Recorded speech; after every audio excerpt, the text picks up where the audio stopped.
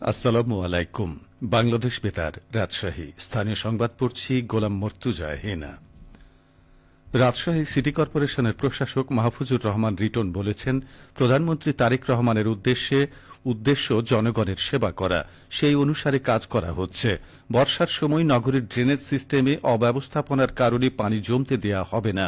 তাই আগামী বর্ষা মৌসুমের আগেই নির্মাণাধীন রাস্তা ও ড্রেনেজ উন্নয়নের কাজ শেষ করতে হবে।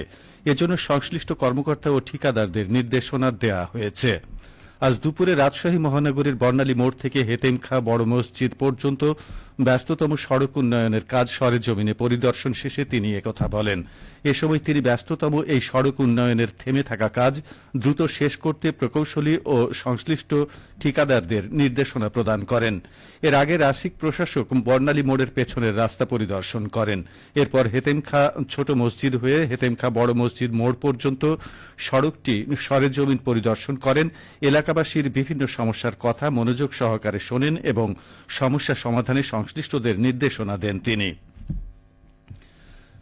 সচেতনতামূলক নানা কর্মসূচির মধ্য দিয়ে রাজশাহী প্রকৌশল ও প্রযুক্তি বিশ্ববিদ্যালয়ে বিশ্ব মেধাস্বত্ব দিবস পালিত হয়েছে।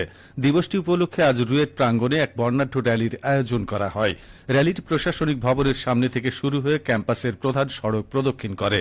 ভারপ্রাপ্ত উপাচার্য অধ্যাপক ড মোহাম্মদ নুরুল ইসলামের নেতৃত্বে এবং আইকিউএসির পরিচালক অধ্যাপক ড ইমদাদুল হকের পরিচালনায় র্যালি এবং কর্মসূচিতে আরও উপস্থিত ছিলেন বিভিন্ন অনুষদের ডিন, পরিচালক, বিভাগীয় প্রধান, দপ্তর ও শাখা প্রধান, শিক্ষক, শিক্ষার্থী, কর্মকর্তা ও কর্মচারীবৃন্দ।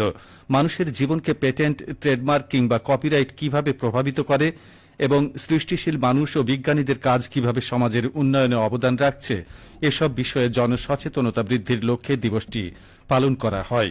1999 সালের অক্টোবর মাসে ওয়ার্ল্ড ইন্টেলেকচুয়াল প্রপার্টি অর্গানাইজেশন জাতিসংঘের সাধারণ পরিষদে মেধা সম্পদ দিবস পালনের সিদ্ধান্ত নেয়। মেধাস্বত্ব বিষয়ে জনসচেতনতা বৃদ্ধির জন্য 1970 সালের 26শে এপ্রিল স্থাপিত হয় ওয়ার্ল্ড ইন্টেলেকচুয়াল প্রপার্টি অর্গানাইজেশন, যে কারণে দিবসটি পালনের জন্য 26শে এপ্রিল নির্ধারণ করা হয়। রুয়েটের আইকিউএসির পরিচালক অধ্যাপক ড ইমদাদুল হক জানান, শিক্ষক, ছাত্র এবং গবেষকদের সংশ্লিষ্ট বিষয়ে সচেতনতা বৃদ্ধির লক্ষ্যে রুয়েট প্রতি বছর এই দিনে নানা আয়োজন করে থাকে। মেধাস্বত্ব সংরক্ষণ বিষয়ে সচেতনতার জন্য মেধাস্বত্বের গুরুত্ব তুলে ধরা হয়। সিরাজগঞ্জের রায়গঞ্জ উপজেলার কেন্দ্রীয় শ্রী শ্রী গোপালজিউ মন্দির পরিদর্শন করেছেন ভারতীয় হাইকমিশনের সহকারী হাইকমিশনার শ্রী মনোজ কুমার। এ সময় স্থানীয় জনপ্রতিনিধি, প্রশাসনের কর্মকর্তা এবং মন্দির পরিচালনা পর্ষদের নেতৃবৃন্দ উপস্থিত ছিলেন। আজ উপজেলার মন্দির পরিচালনা পর্ষদের সভাপতি ডাক্তার শচীন্দ্রনাথ বসাকের সভাপতিত্বে অনুষ্ঠিত এ পরিদর্শন ও মতবিনিময় সভায় প্রধান অতিথি হিসেবে উপস্থিত ছিলেন শ্রী মনোজ কুমার। এছাড়া জেলা প্রশাসকের প্রতিনিধি হিসেবে স্থানীয় সরকার বিভাগের উপপরিচালক মোহাম্মদ কামরুল ইসলাম, রায়গঞ্জ উপজেলা নির্বাহী কর্মকর্তা মোহাম্মদ আব্দুল খালেক পাটোয়ারি, অতিরিক্ত police super Raiganj circle Mohammad Saiful Islam Khan এবং রায়গঞ্জ থানার ভারপ্রাপ্ত কর্মকর্তা মোহাম্মদ আহসানুজ্জামান উপস্থিত ছিলেন। পরিদর্শনকালে সহকারী হাইকমিশনার মন্দিরের সার্বিক কার্যক্রম ও স্থানীয় ধর্মীয় সম্প্রীতি নিয়ে মতবিনিময় করেন। তিনি বলেন, ধর্মীয় প্রতিষ্ঠান সমাজে শান্তি, সম্প্রীতি ও সহাবস্থান বজায় রাখতে গুরুত্বপূর্ণ ভূমিকা রাখে। বিজ্ঞান ও প্রযুক্তি শিক্ষার প্রসার ঘটিয়ে তারুণ্য নির্ভর বুদ্ধিদীপ্ত জাতি গঠনের লক্ষ্যে নাটোরে জেলা পর্যায়ের 2 দিনব্যাপী 47তম বিজ্ঞান মেলা শুরু হয়েছে। উদ্ভাবন নির্ভর বাংলাদেশ গঠনে বিজ্ঞান ও প্রযুক্তি প্রতিপাদ্যে আজ নাটোর দীঘাপতিয়া MK কলেজ প্রাঙ্গণে মেলার উদ্বোধন করেন জেলা প্রশাসক আসমা শাহীন। অতিরিক্ত জেলা প্রশাসক শিক্ষা ও ICT জান্নাত আরা ফেরদৌসের সভাপতিত্বে ও উদ্বোধনী অনুষ্ঠানে বক্তব্য রাখেন জেলা শিক্ষা অফিসার রোস্তম আলী হেলালি, নাটোর সদর উপজেলা নির্বাহী অফিসার মোহাম্মদ আরিফ আদনান। অনুষ্ঠানে বক্তারা বলেন, বিজ্ঞান ও প্রযুক্তি শিক্ষার প্রসার ঘটাতে সরকার কার্যকর পদক্ষেপ গ্রহণ করছে। এই লক্ষ্যে শিক্ষার মানোন্নয়নের পাশাপাশি গবেষণা কার্যক্রম জোরদার করা হচ্ছে।